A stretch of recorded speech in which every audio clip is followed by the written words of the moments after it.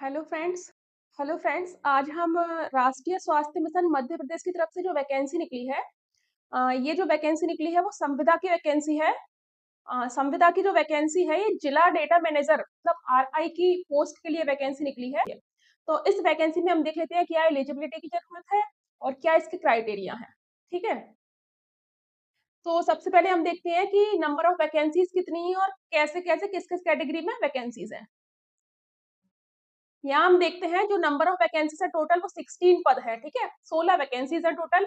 और यहाँ पर आपके लिए अलग से मेंशन है कि अनारक्षित वर्ग को कितने परसेंट वैकेंसीज हैं, एससी की कितनी है, एसटी की कितनी है, ईडब्ल्यूएस कैटेगरी की कितनी है। तो आप ये वैकेंसीज यहाँ से डिटेल में देख सकते हैं। ये पीडीएफ आपके साथ में टेलीग्राम पर भी डिस्कस कर दी जाएगी। ठीक है, यहाँ पर आप देखते हैं टोटल नंबर ऑफ वैकेंसीज जो है वो 16 है।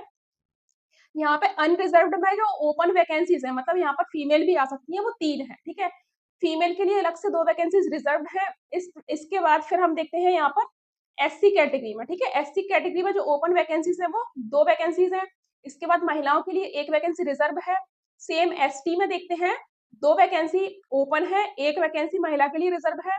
ओबीसी में वैकेंसी 3 है, ओपन वैकेंसी 3 है मतलब महिला पुरुष कोई भी आ सकता है। इसके बाद 1 वैकेंसी अलग से महिलाओं के लिए रिजर्व है।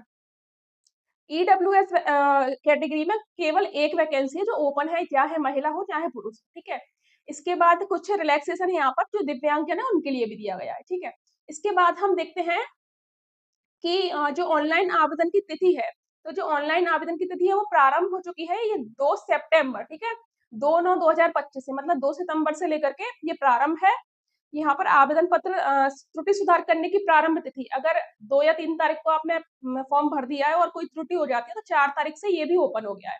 कब तक हम फॉर्म भर सकते हैं? 22 तारीख तक आप अपने फॉर्म भर सकते हैं। और त्रुटि सुधार करने की अंतिम तिथि मतलब कोई करेक्शन करना हो उसके लिए जो अंतिम तिथि है वो कब है आपकी? 23 तारीख तक। ठीक है, तो आप डेट को नोट कर लें और याद रखें। इसके बाद हम देखते हैं कि जो एलिजिबिलिटीज हैं वो क्या है। ठीक है, तो यहाँ पर जो शैक्षणिक अर्हताएं या जो एसेंशियल एलिजिबिलिटीज होती है क्वालिफिकेशन से वो देखते हैं। आपके लिए रेगुलर ग्रेजुएट डिग्री, ठीक है, कोई भी आपने डिग्री की हो, ग्रेजुएशन हो, चाहे बीए हो, बीएससी हो, बीबीए, कुछ भी हो। इसके साथ में आपके पास पीजीडीसी या डीसीए का रेगुलर डिप्लोमा होना चाहिए। ठीक है, या यहाँ पर है और। ठीक है, तो और मतलब क्या? अगर आपने यहाँ पर कुछ भी सीएस से कोई डिग्री की हो तो आपको अलग से यहाँ पर डिप्लोमा की आवश्यकता नहीं है। ठीक है, इसका मीन्स क्या है? Regular bachelor degree of computer application और बैचलर ऑफ साइंस। यहाँ पर सीएस से बीएससी हो या फिर आपने बीसीए किया हो कंप्यूटर एप्लीकेशन। ठीक है, इसके बाद अगर आपने एमसीए भी किया हो या एमएससी हो आप किससे? सीएस से, या एमबीए हो आईटी से, तब भी आपके लिए अलग से पीजीडीसी या डीसीए की जो कंडीशन है वो नहीं रहेगी। इसके अलावा यहाँ पर एक बात है इंपॉर्टेंट है कि 2 ईयर का एक्सपीरियंस होना चाहिए। और एक्सपीरियंस का है में डेटा हैंडलिंग में, डेटा एनालिसिस में और डेटा मैनेजमेंट में। अच्छा, कुछ बच्चे बोलेंगे कि 1 साल की वैकेंसी है, इतना लो मतलब इतना सारा जो नेसेसरी कंडीशंस है वो क्यों है? तो एक बात ये है कि इसका जो पे स्केल अब काफ़ी अच्छा है। आपको जनरली ऑपरेटर की जॉब में 12,000, 15,000, 17,000, 18 तक ये मतलब पे स्केल रहता है। लेकिन इसमें जो वेतन है वो काफ़ी अट्रैक्टिव है। आपको दिखाया जाएगा कि कितना वेतन होने वाला है। ठीक है, यहाँ पर वेतन भी था, 1 मिनट में देख लेती हूँ। वेतन आगे है, मेंशन किया हुआ है अलग से। ठीक है, तो मैं आपको बता देती हूँ 36,200 रुपए कुछ मतलब 36,000 प्लस सैलरी इसमें है। इसके बाद हम देखते हैं कि ये आपके लिए इम्पोर्टेंट दस्तावेज है। ये आप दस्तावेज एक बार देख सकते हैं, हम लोग इसकी पीडीएफ भी आपके साथ में डिस्कस कर देंगे। ठीक है, तो यहाँ से आपको कौन-कौन से दस्तावेज नोट करना है ये देख लीजिए। हाई स्कूल की मार्कशीट है, इसके बाद 12th की मार्कशीट है। 2 मतलब खंड का 2 के अनुसार जो शैक्षणिक योग्यता की अंक सूची है और जो अनुभव प्रमाण पत्र है वो भी। ठीक है, तो ये आप डॉक्यूमेंट्स अपने प्रिपेयर कर सकते हैं। इसके बाद हम देखते हैं योग्यता की गणना के लिए ये जो आयु सीमा है मतलब 21 वर्ष से लेकर के 40 वर्ष। ठीक है, 21 से 40 तक आयु सीमा रखी गई है। इसके अलावा 5 साल का रिलैक्सेशन दिया गया है किसी भी रिजर्व्ड कैटेगरी को, जिसमें एससी, एसटी, ओबीसी और महिला सभी कैटेगरीज आ जाती है। ठीक है, इसके बाद हम देखते हैं यहाँ पर वेतन। हाँ, ये मैं आपको बताने वाली थी वेतन, ये इसका काफी अट्रैक्टिव है, 36,200 रुपए प्रति माह। ठीक है, तो ये आप ध्यान रख सकते हैं। और एक बात याद रखना है कि ये संविदा बेसिस पर है, कोई परमानेंट जॉब नहीं है। ठीक है, इसके बाद आवेदन कैसे करना है? तो आवेदन की जो प्रक्रिया होगी, संपूर्ण प्रक्रिया होगी वो एमपी ऑनलाइन के माध्यम से होगी। ठीक है, कैसे होगी? एमपी ऑनलाइन के माध्यम से आप ये पॉइंट एक बार डिस्कस कर सकते हैं मतलब देख सकते हैं किस तरह से आपको आवेदन करना है। किसी भी प्रकार का जो ऑफलाइन आवेदन होगा वो मान्य नहीं होगा ऐसी कंडीशन। इसके बाद हम देख लेते हैं ये सारी मतलब कि जो दिव्यांगता वगैरह है उसके लिए किस तरह के सर्टिफिकेट वगैरह लगाना है, वो सारी चीज़ें हैं, ठीक है? इसके बाद जो चयन प्रक्रिया होगी वो किस तरह से होगी, तो एमसीक्यू पर आधारित एक क्वेश्चन पेपर होगा, आपको याद रखना है, इसके लिए एग्ज़ाम पेपर होगा।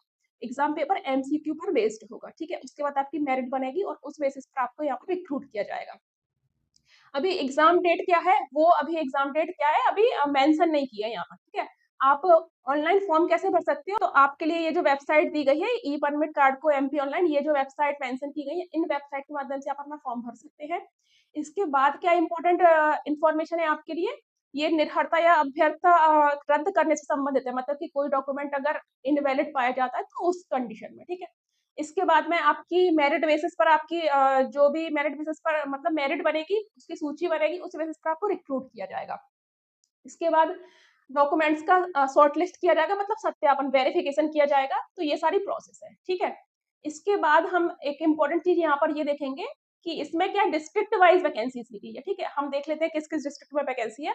टोटल 16 वैकेंसी है और इन इन डिस्ट्रिक्ट में एक-एक वैकेंसी, जैसे आगर-मालवा में 1 वैकेंसी, दमोह में वैकेंसी है, ग्वालियर में है, गुना में है, हरदा में है, नर्मदापुरम, झाबुआ, ये झाबुआ में देख लो, खंडवा में, खरगोन में, मंडला में, रायसेन में, रतलाम में, सतना, सिवनी, उमरिया और श्योपुर। तो इन 16 जिलों में एक-एक वैकेंसी निकली है। अगर आपके पास कोई भी डिग्री है प्लस आपके पास डीसी या पीजीडीसी है और आप कहीं वर्किंग है ना? Computer operator, as computer operator आप वर्किंग है, 2 साल का एक्सपीरियंस है आप, तो अप्लाई कर सकते हैं।